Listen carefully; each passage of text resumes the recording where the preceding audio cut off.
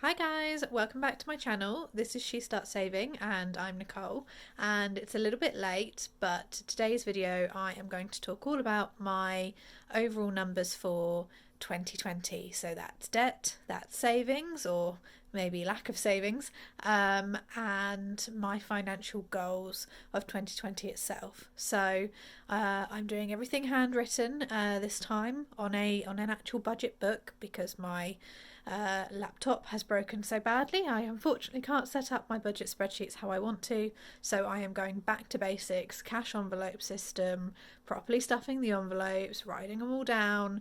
Yeah, we're going old school for 2020. So enjoy my numbers or don't enjoy my numbers, and I will see you next time. Bye.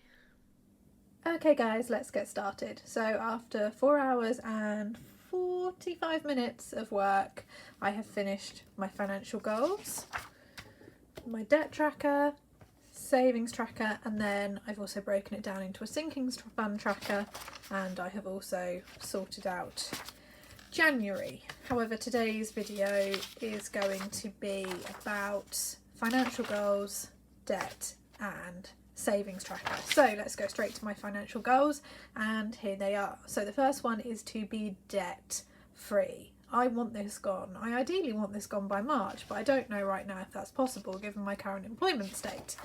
So my total amount of debt, I've not listed it at the bottom, but it is £5,448.71. And that is broken up into a very, very small PayPal balance, which is with a collector. That one's actually on hold for now because I can't log into that PayPal and haven't had access to it for some time, so I have actually reported it to the fraud squad, but I have put that down there just in case. Prescription fine, £74.40. That's because I can't, although I know my prescription card was valid, I can't prove that against that one transaction at the time, so that is that. And then I wasn't able to pay the NHS certificate overall in 2019.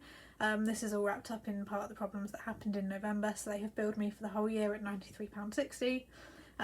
Moorcroft is my cancelled car insurance. Again, this happened as a result of my employment issues in November 2019 and December 2019, so that is £136.66, which was the remaining balance of my car insurance. I have got the credit card which I took out and is currently maxed to its limit of £250, and there is a minimum payment on that. This month's minimum was £15. And then the two loans from my parents, the £1,840 was what they gave me in December, to cover everything for me because I had no real income at that time, and that also included paying off rent arrears that I had incurred. And then the £3,019 was the original amount I owed them, and £1,500 of that was the money they spent on my car, and the remainder was what they used to help me pay for my move when I moved up here in October 2019, and that includes the deposit and the first month's rent, and then additional expenses occurred when moving. So I would like all of these gone as soon as possible. However, I first of all need to save the top one, which is the baby emergency fund. Now I'm going for £500 because I think I can do that quite quickly. If I make my goal earnings of £1,400 this month, I can fund 72% of that already, and that should stop then the cycle of borrowing from my parents in the event of an emergency. So let's go back to my goals. So there we are, save £500 for the baby emergency fund.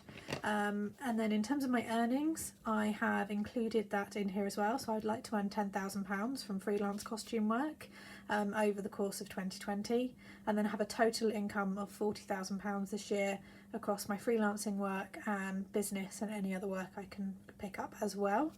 I would like to save £350 in a clothing fund. That is because I am on a weight loss journey and I aim to drop about 4 clothing sizes, so that will need to happen. What I'd like to try and do if I can afford it is save £5 per pound of weight that I lose, and total that up at the end of each month, but I don't know yet if that is going to be possible. And then I would like to complete the 1p savings challenge. Now the 1p savings challenge is upside down. This is something that is from Martin Lewis, moneysavingexpert.com. However, you can also transfer it over into dollars, and you just save the certain amount per day.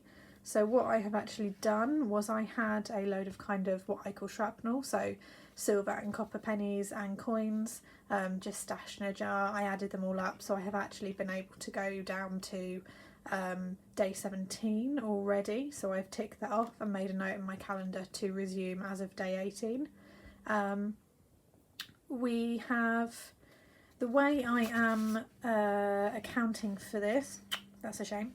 The way I'm accounting for this is I'm adding up the total amount each month, so I believe for January it's £4.96, and I'm factoring that into my budget per month, and then I will do the same for February, so on and so forth, and do that, and then at the end of the year, if I stick to it, that should give me £671.61.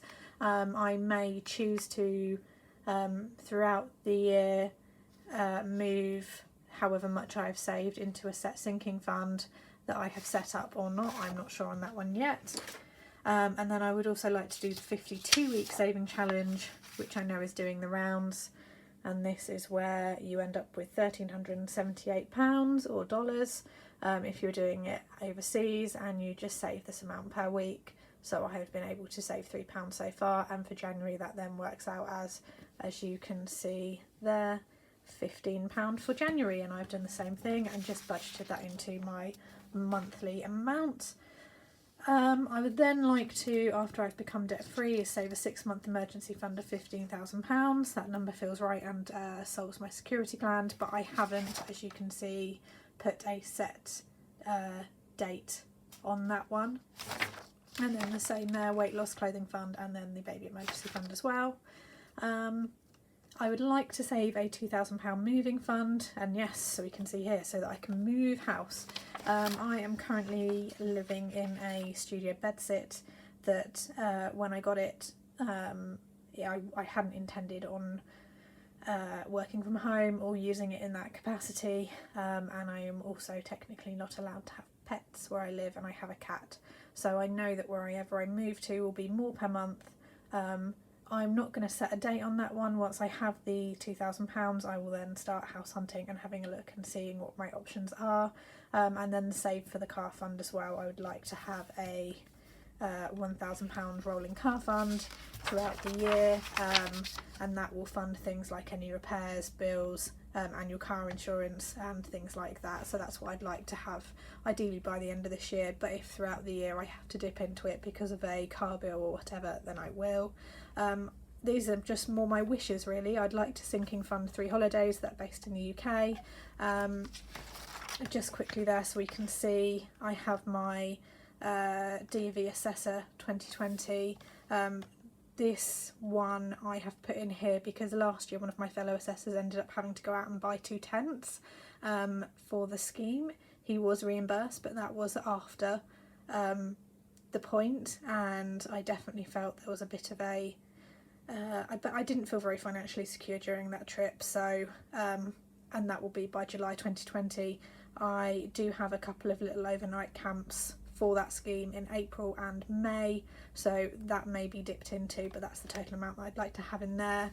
And then we can see Derbyshire holiday. I'd like to ideally take the weekend before and the weekend after and bolt it on and have an overnight stay up there. That may or may not be possible, and this is obviously all dependent on being debt free before this point. Lake District I would like to go to. That's something I try and do with my mum every year, and then possibly a third holiday as well around the winter time, either to Scotland or the Lake District, but again that is all dependent on money and how much I can earn. And then I'd like to sell 1,000 units on Etsy if possible, and then take July off. This is definitely a wish, and that is because I have immediate family coming over from New Zealand who I haven't seen in 11 years. I have obviously the hiking assessment that takes place over a month, and then at the very beginning of July I have a close cousin's wedding. So realistically there is about 2.5 weeks of July when I'm not available for work anyway, but I'd like to have the money aside to be able to take July off comfortably, and can do that. So yeah, that is where I am. I will go through my January amounts. Oh yeah, and just very quickly, the cat's annual vaccinations at 120, that will be £10 a month, I think, or maybe like £12.50 a month. So yeah, the next video will be my January 2020 budget and update so far. Do let me know your thoughts and comments down below. Don't forget to like and subscribe, and I will see you next time. Bye.